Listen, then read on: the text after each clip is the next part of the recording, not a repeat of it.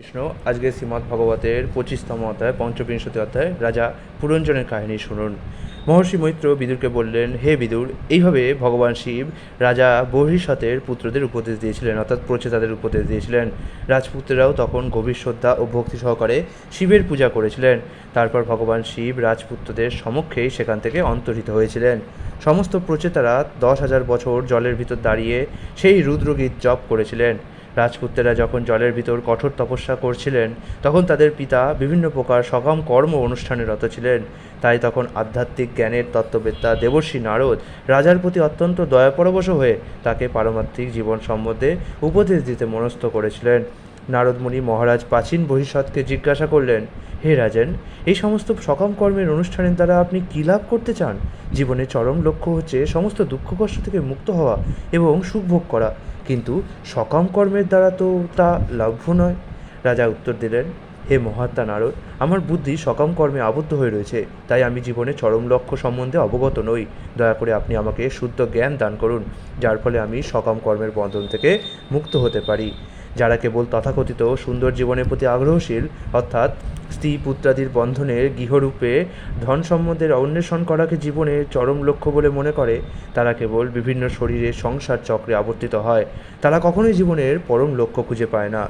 দেবর্ষি নারদ বললেন, হে প্রজাপালক রাজেন, আপনি যজ্ঞস্থলে যে সমস্ত পশুদের নির্দয়ভাবে বলি দিয়েছেন, গগনমার্গে সেই সমস্ত পশুদের দেখুন। আপনি যে তাদের পীড়ন করেছেন তা স্মরণ করে এই সমস্ত পশুরা আপনার মৃত্যুর প্রতীক্ষা করছে। আপনার মৃত্যুর পর তারা ক্রোধে উদ্দীপ্ত হয়ে লৌহময় সিংহের দ্বারা আপনার দেহ ছিন্ন বিচ্ছিন্ন করবে। এই সম্পর্কে আমি আপনাকে পুরঞ্জক নামক এক রাজার সম্বন্ধে এক প্রাচীন ইতিহাস শোনাবো। আপনি দয়া করে সমাহিত চিত্তে তা শ্রবণ করার চেষ্টা করুন। হে রাজেন, পুরাকালে পুরঞ্জন নামক এক রাজা ছিলেন, যিনি তার মহান কার্যকলাপের জন্য বিখ্যাত ছিলেন। তার অবিজ্ঞাত অর্থাৎ অজ্ঞাত নামক এক বন্ধু ছিল।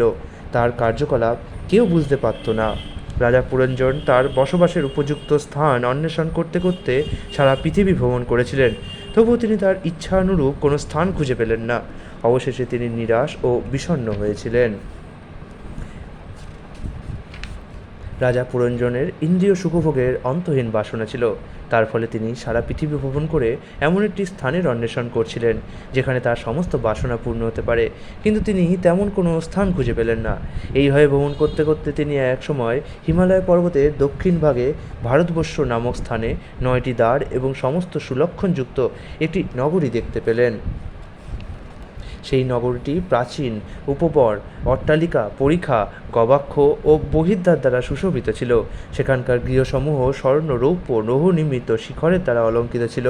সেই নগরীর প্রাসাদের গৃহতল নীলা, স্ফটিক, হীরা, মুক্তা, পান্না ও প্রবালের দ্বারা নির্মিত ছিল। সেই নগরীর গৃহসমূহ এমনই দীপ্তিযুক্ত ছিল যে তার সৌন্দর্যের তুলনা দিব্য নগরী ভোগবতীর সঙ্গে করা যেত। সেই নগরী বহু সভাগৃহ, চতুষ্পদ, রাজপথ, ভোজনালয়, দ্যুতক্রীড়া স্থান, বাজার, বিশ্রাম স্থান, ধ্বজ, পতাকা এবং সুন্দর উদ্যান সমন্বিত ছিল। সেই নগরীর বাইরে এক সুন্দর সরোবরের চারপাশে বেষ্টন করে বহু সুন্দর বৃক্ষ ও লতা ছিল। সেই সরোবরের চারপাশে পক্ষীকুল মধুর স্বরে সর্বক্ষণ কূজন করত এবং ভ্রমরেরা গুঞ্জন করত। সরোবরের তটস্থিত বৃক্ষের শাখাগুলি বসন্ত বায়ুর দ্বারা বাহিত তুষারাচ্ছাদিত পর্বতের ঝর্ণার জল প্রাপ্ত হচ্ছিল। এই প্রকার পরিবেশে বনের পশুরাও মুনিদের মতো হিংসাবিহীন এবং ঈর্ষাবিহীন হয়েছিল। তার ফলে পশুরা অন্য কাউকে আক্রমণ করত না। তদুপরি সমস্ত স্থান কোকিলের কুহুরবে মুখরিত ছিল। তার ফলে পথিকেরা মনে করতেন সেই পরিবেশ যেন তাদের নিমন্ত্রণ জানাচ্ছে, এবং তাই তারা সেই সুন্দর উদ্যানে বিশ্রাম করতেন। সেই অতি সুন্দর উদ্যানে বিচরণ করতে করতে রাজা পুরঞ্জন সহসা এক অত্যন্ত সুন্দরী রমণীকে দেখতে পেলেন, যিনি যদৃচ্ছাক্রমে ভ্রমণ করতে করতে সেখানে এসে উপস্থিত হয়েছিলেন। তার সঙ্গে 10টি ভৃত্য ছিল এবং তাদের প্রত্যেকের সঙ্গে শত শত পত্নী ছিল। সেই রমণী 5টি মস্তক বিশিষ্ট একটি সর্পের দ্বারা চারদিক থেকে সুরক্ষিত ছিলেন। তিনি ছিলেন অত্যন্ত সুন্দরী এবং যুবতী ও তাকে উপযুক্ত পতির অন্বেষণে অত্যন্ত উৎসুক বলে প্রতীত হচ্ছিল। সেই রমণীর নাক, দাঁত ও কপোল অত্যন্ত সুন্দর। তার কর্ণযুগল তেমনই সুন্দরভাবে বিন্যস্ত এবং উজ্জ্বল কুণ্ডলের দ্বারা বিভূষিত। সেই রমণীর কোটি ও শ্রেণীদেশ অত্যন্ত সুন্দর। তার পরনে পীতবর্ণ শাড়ি এবং তার কোটিদেশ স্বর্ণ মেখলা বেষ্টিত ছিল। তিনি যখন ভ্রমণ করছিলেন তখন তার নূপুর থেকে কিঙ্কিণী ধ্বনি উত্থিত হচ্ছিল। তাকে দেখে সাক্ষাৎ দেবাঙ্গনার মতো বলে মনে হচ্ছিল। তিনি তার বস্ত্রাঞ্চলের দ্বারা তার সমবর্তুল এবং ব্যবধান রহিত স্তন যুগলকে আচ্ছাদন করার চেষ্টা করছিলেন। সেই গজগামিনী লজ্জাবশত বারবার তার স্তন যুগলকে আচ্ছাদন করার চেষ্টা করছিলেন। বীর পুরঞ্জর সেই অত্যন্ত সুন্দর রমণীর ভ্রুযুগল ও হাস্যোজ্জ্বল মুখমণ্ডলের দ্বারা আকৃষ্ট হয়েছিলেন এবং তিনি তখনই তার কাম বাসনারূপী বাণের দ্বারা বিদ্ধ হয়েছিলেন। যখন সেই রমণী লজ্জা ভরে হেসেছিলেন তখন পুরঞ্জরের কাছে তাকে সুন্দর মনে হয়েছিল, যিনি বীর হওয়া সত্ত্বেও তাকে সম্বোধন না করে পারলেন না। হে পদ্মপলাশ লোচনে, তুমি কে, কার কন্যা এবং কোথা থেকে তুমি এখানে এসেছো তা দয়া করে আমাকে বলো। তোমাকে দেখে মনে হয় যে তুমি অতি সাধ্বী। কী উদ্দেশ্যে তুমি এখানে এসেছো? তুমি এখানে কী করার চেষ্টা করছো? দয়া করে তুমি তা আমাকে বলো। হে কমল নয়না, তোমার সঙ্গে এই যে 11 জন শক্তিশালী দেহরক্ষী রয়েছে এরা কে?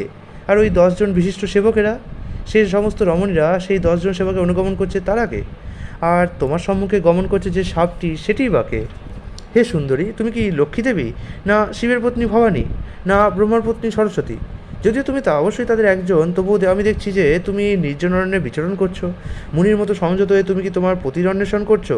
তোমার প্রতি যেই হন না কেন, তুমি যে তার প্রতি এত অনুগত, তার ফলে তিনি সমস্ত ঐশ্বর্যপ্রাপ্ত হবেন।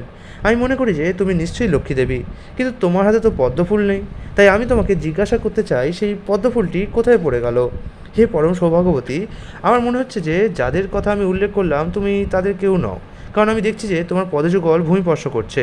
কিন্তু তুমি যদি গ্রহলোকের কোনো সুন্দরী হও, তাহলে লক্ষ্মীদেবী যেমন বিষ্ণুর সঙ্গে বিরাজ করে বৈকুণ্ঠ লোকের সৌন্দর্য বৃদ্ধি করে, তেমন তুমিও আমার সঙ্গে এই নগরীর সৌন্দর্য বৃদ্ধি করো। তুমি জেনে রাখো যে আমি হচ্ছে একজন মহান বীর এবং এই পৃথিবীর একজন অত্যন্ত পরাক্রমশালী রাজা। তোমার অপাঙ্গ দৃষ্টি আমার চিত্তকে অত্যন্ত বিচলিত করছে। তোমার হাসি লজ্জাযুক্ত হওয়া সত্ত্বেও অত্যন্ত কামোদ্দীপক হওয়ার ফলে আমার অন্তরে পরম শক্তিশালী কামদেবকে জাগরিত করছে। তাই হে সুন্দরী, আমি তোমার কাছে প্রার্থনা করি আমার প্রতি সদয় হও। হে সুন্দরী, ভ্রুযুগল ও নয়ন সমন্বিত তোমার মুখমণ্ডল সুন্দর অত্যন্ত, এবং তাকে বেষ্টন করে রয়েছে তোমার শ্যাম চিকন কেশরাজি। তোমার মুখ থেকে অতি সুমধুর ধ্বনি নিঃসৃত হচ্ছে। তুমি লজ্জাবশত আমার দিকে তাকাতে পারছো না। তাই আমি তোমার কাছে অনুরোধ করছি, হে সুন্দরী, দয়া করে তুমি তোমার মস্তক উন্নত করো এবং মধুর হাস্য সহকারে আমার প্রতি দৃষ্টিপাত করো।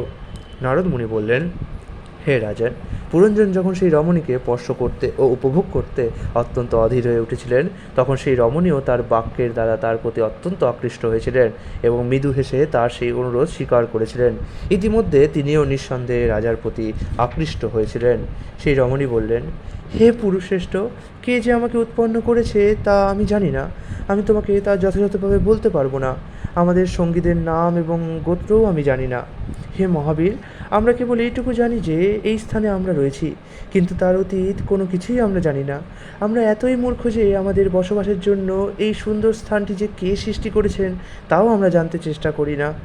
হে মহাশয়, এই সমস্ত পুরুষ ও স্ত্রী যারা আমার সঙ্গে রয়েছে তারা আমার সখা ও সখী, এবং এই সর্পটি এই পুরীর রক্ষাকারী। এমনকি আমি নিদ্রিতা হলেও এই সর্পটি জাগরিত থাকে। আমি কেবল এইটুকুই জানি, এর অধিক আর কিছুই জানি না। হে শত্রু সংহারক, তুমি যেখানে এসেছো তা অবশ্যই আমার পরম সৌভাগ্য। আমি সর্বতভাবে তোমার কল্যাণ কামনা করি। তোমার ইন্দ্রিয় সুখভোগের সমস্ত অভিলাষ আমি এবং আমার বন্ধুরা সর্বতভাবে পূর্ণ করার চেষ্টা করব। হে প্রভু, তুমি যাতে সর্বতভাবে ইন্দ্রিয় তৃপ্তি সাধন করতে পারো, সেই জন্যই আমি নবদ্বার সমন্বিত এই নগরীর আয়োজন করেছি। এখানে তুমি 100 বছর বাস করতে পারো এবং তোমার ইন্দ্রিয় তৃপ্তি সাধনের জন্য সব কিছু সরবরাহ করা হবে। তুমি ছাড়া আর অন্য কোনো পুরুষের সঙ্গে আমি বিহার করতে পারি, কারণ তাদের তো রতিজ্ঞান নেই এবং তারা জীবিত অবস্থায় ও মৃত্যুর পর কীভাবে জীবন উপভোগ করতে হয় তা জানে না। এই প্রকার ব্যক্তিরা পশুতুল্য। সেই রমণী বললেন, এই জগতে গৃহস্থ জীবনেই ধর্ম, অর্থ, কাম এবং সন্তান সন্ততি উৎপাদনের সর্বপ্রকার সুখভোগ করা যায়। তারপর মানুষ মুক্তি অথবা যশও প্রাপ্ত হতে পারেন। গৃহস্থরা যজ্ঞের ফলও ভোগ করতে পারেন, যার ফলে তারা শ্রেষ্ঠ লোকে উন্নীত হতে পারেন। এই সমস্ত সুখভোগ পরমার্থবাদীদের কাছে প্রায় অজ্ঞাত। তারা এই প্রকার সুখের কথা কল্পনাও করতে পারেন না। সেই রমণী বললেন, মহাজনদের বর্ণনা অনুসারে গৃহস্থ জীবন কেবল নিজের জন্যই আনন্দদায়ক নয়, তা পিতৃগণ, দেবতাগণ, মহর্ষিগণ, মহাত্মাগণ এবং অন্য সকলের জন্য শ্রেয়স্কর। এইভাবে গৃহস্থ আশ্রম সকলের জন্যই লাভজনক। হে বীর, তুমি বিখ্যাত, উদারচিত্ত এবং অতি সুন্দর পুরুষ। অতএব তোমার মতো পতি স্বয়ং উপস্থিত থাকতে আমার মতো কামিনী আর কাকেই বা পতিত্বে বরণ করবে। হে মহাবাহ, পৃথিবীতে এমন কোন রমণী আছে যার মন তোমার সর্পদেহ সদৃশ বাহুযুগলের আলিঙ্গনের প্রতি আকৃষ্ট হবে না? তুমি তোমার মধুর হাস্য ও উদ্ধৃত কৃপার দ্বারা আমার মতো অনাথা মহিলাদের সমস্ত সন্তাপ দূর করো। আমরা মনে করি যে তুমি কেবল আমাদের উপকারের জন্য এই ভূপৃষ্ঠে বিচরণ করছো। দেবশ্রী নারদ বললেন, হে রাজন, সেই পুরুষ ও নারী পারস্পরিক সৌহার্দ্যের দ্বারা পরস্পরকে অঙ্গীকার করে সেই নগরীতে প্রবেশ করেছিলেন এবং 100 বছর ধরে জীবন উপভোগ করেছিলেন। গায়কেরা মনোহর সঙ্গীতে মহারাজ পুরঞ্জনের মহিমান্বিত কার্যকলাপের যশগান করত। গ্রীষ্মকালে যখন অত্যন্ত গরম পড়ত, তখন তিনি কামিনীকুল পরিবৃত হয়ে সরোবরে প্রবেশ করে তাদের সঙ্গ উপভোগ করতেন। সেই নগরীর 9টি দ্বারের মধ্যে 7টি দ্বার উপরিভাগে এবং 2টি দ্বার অধোভাগে রয়েছে। এই দ্বারগুলি ভিন্ন ভিন্ন স্থানে যাওয়ার জন্য নির্মিত রয়েছে এবং সেই দ্বারগুলি ব্যবহার করেন সেই নগরীর অধীশ্বর। হে রাজন, সেই 9টি দ্বারের মধ্যে 5টি দ্বার পূর্বমুখী, একটি উত্তরমুখী, একটি দক্ষিণমুখী এবং 2টি পশ্চিমমুখী। আমি সেই সমস্ত দ্বারগুলির নাম আপনার কাছে বর্ণনা করব। খদ্দতা ও আবির্মুখী নামক 2টি দ্বার পূর্ব দিকে স্থির ছিল, কিন্তু তারা এক স্থানে নির্মিত ছিল। এই 2টি দ্বার দিয়ে রাজা তার বন্ধু দুমানের সঙ্গে বিভ্রাজিত নগরীতে যেতেন। তেমনি পূর্ব দিকে নলিনী ও নালিনী নামক আরও 2টি দ্বার রয়েছে এবং তারাও এক স্থানে নির্মিত হয়েছে। এই দ্বার 2টি দিয়ে রাজা অবধূত নামক তার বন্ধুর সঙ্গে সৌরভ নামক নগরীতে গমন করতেন। পূর্ব দিকে অবস্থিত পঞ্চম দ্বারটির নাম মুখ্যা অর্থাৎ প্রধান। এই দ্বার দিয়ে তিনি রসজ্ঞ ও বিপন নামক তার 2 বন্ধুর সঙ্গে বহুদন ও আপন নামক 2টি স্থানে গমন করতেন। সেই নগরীর দক্ষিণ দিকের দ্বারটির নাম পিতুহু এবং সেই দ্বার দিয়ে রাজা পুরঞ্জন তার বন্ধু সুতোধরের সঙ্গে দক্ষিণ পাঞ্চাল নগরীকে বর্ণন করতেন। উত্তর দিকে ছিল দেবহু নামক দ্বার।